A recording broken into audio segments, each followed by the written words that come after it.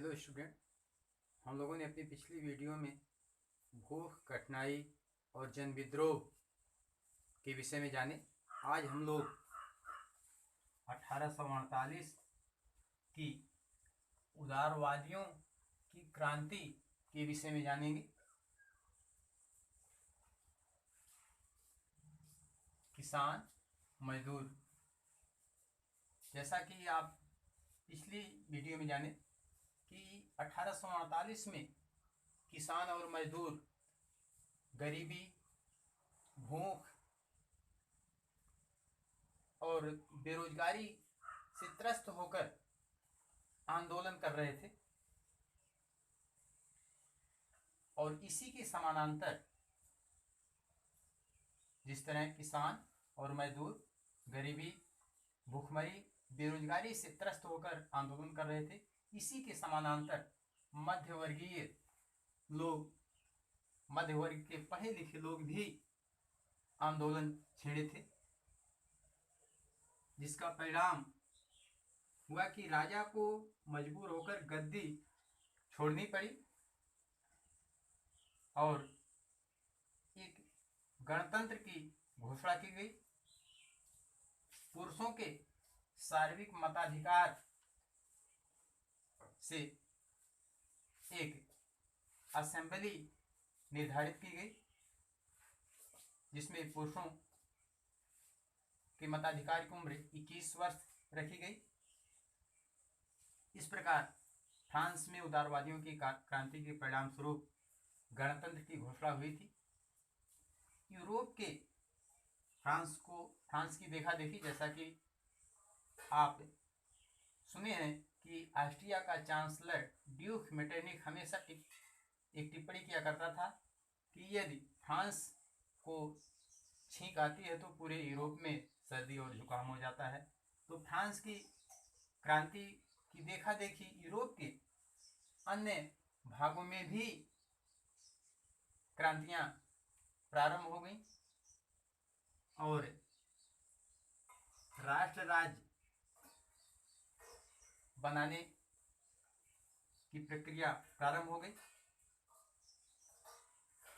हालांकि जहां राष्ट्र राज्य का निर्माण अभी नहीं हुआ था, जैसे इटली, जर्मनी, ऑस्ट्रो हंगेरियन साम्राज्य, यहाँ भी राष्ट्र राज्य का निर्माण नहीं हुआ था, लेकिन यहाँ पर स्त्री और पुरुषों ने मिलकर संविधानवाद की मांग को राष्ट्रीय एकीकरण की मांग से जोड़ दिया और बढ़ते हुए जन असंतोष को राष्ट्र राज्य के निर्माण की प्रक्रिया को आगे बढ़ाया। इस राष्ट्र राज्य का आधार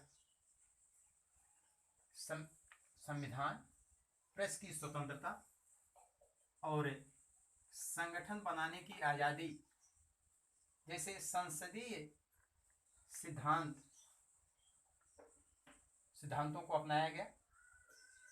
अर्थात इस राष्ट्र राज्य का आधार संविधान, प्रेस की स्वतंत्रता, संगठन बनाने की आजादी जैसे संसदीय सिद्धांतों को अपनाया गया। उसी समय अधिकांश राजनीतिक संगठनों द्वारा एक निर्णय लिया गया। यह निर्णय क्या था कि सर्व जर्मन नेशनल असेंबली बनाना, एक सर्व जर्मन नेशनल असेंबली, चयनित नेशनल असेंबली का निर्माण करना। यह फ्रैंकफर्ट शहर में असेंबली बनाने का निर्णय लिया गया। 18 मई 1848 में 831 चयनित सदस्यों द्वारा सेंट पॉल चर्च के महल में एक सजे धजे जुलूस के साथ सभी सदस्यों ने अपना अपना स्थान सेंट पॉल चर्च के महल में ग्रहण कर लिया और यहाँ पर एक ऐसे राजा को ताज पहनाने की पेशकश की गई, जिसे संसद के अधीन रहकर कार्य करना था।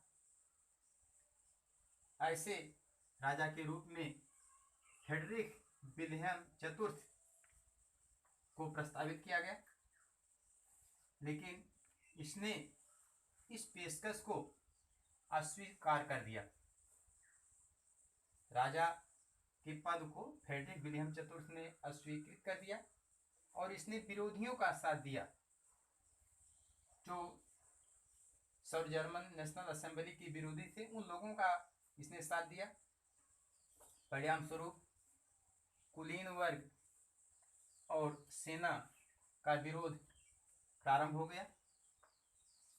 अब संसद का सामाजिक आधार कमजोर पड़ने लगा। जो यहाँ संसद बनाई गई थी, इसका सामाजिक आधार कमजोर पड़ने लगा। इसमें मध्य वर्ग का प्रभुत्व रहा और इस मध्य वर्ग ने मजदूरों और कारीगरों का विरोध किया। परिणाम स्वरूप सैनिकों को बुलाना पड़ा और मजबूरन असेंबली को भंग करना पड़ा। इस प्रकार जो उदारवादियों की क्रांति के परिणाम स्वरूप एक नेशनल असेंबली बनाई गई थी, इसे भंग करनी पड़ी। उदारवाद और महिलाएं। इस उदारवादी आंदोलन में महिलाओं को राजनीतिक अधिकार देने का प्रश्न हमेशा विवादास्पद रहा, जबकि महिलाओं ने आंदोलनों में सक्रिय भागीदारी की, संगठनों का निर्माण भी किया, बैठकें की और प्रदर्शनों में भी भाग लिया, परंतु उन्हें मताधिकार से वंचित रखा गया। उन्हें प्रेक्षक की भांति नेशनल असेंबली की दर्शक दीर्घा में पीछे खड़ा रहने का स्थान दिया गया। इन आंदोलनों का परिणाम जो 1858 की क्रांति हुई थी, नेशनल असेंबली बनाई गई, लेकिन मजबूरन उसे भंग करना पड़ा। कोई निश्चित परिणाम नहीं निकला, क्रांति कोई निश्चित मुकाम पर नहीं पहुंच पाई, लेकिन इसका अप्रत्यक्ष रूप से कुछ लाभ हुआ।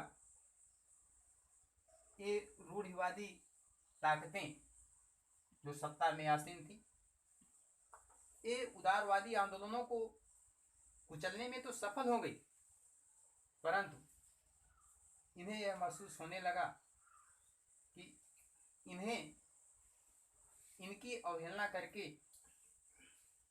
इनकी अवहेलना नहीं की जा सकती है। राजाओं को अब समझ में आने लगा कि उदारवादी राष्ट्रवादी लोगों को रियायतें देकर दमन और क्रांति के इस कुचक्र को समाप्त किया जा सकता है। यदि इनकी अवहेलना हम लोग करेंगे तो इसी तरह की क्रांतियां हमेशा हुआ करेंगी, जिसके परिणाम स्वरूप अर्थात 1848 के बाद मध्य और पूर्वी यूरोप में निरंकुश राजशाही अब उन सुधारों को लागू कर दी जो पश्चिमी यूरोप में 1815 के बाद लागू कर दिए गए थे। हैब्सबर्ग और रूसी कब्जे वाले क्षेत्र में भूदासत्व और बंधुआ मजदूरी को समाप्त कर दिया गया। हैब्सबर्ग द्वारा हंगरी को ज़्यादा स्वायत्तता दी गई, हालांकि इससे केवल निरंकुश मैग्यारों का रास्ता ही साफ हुआ। इस प्रकार आप 1848 की उदारवादियों की क्रांति के विषय में जाने, उसके परिणामों को जाने।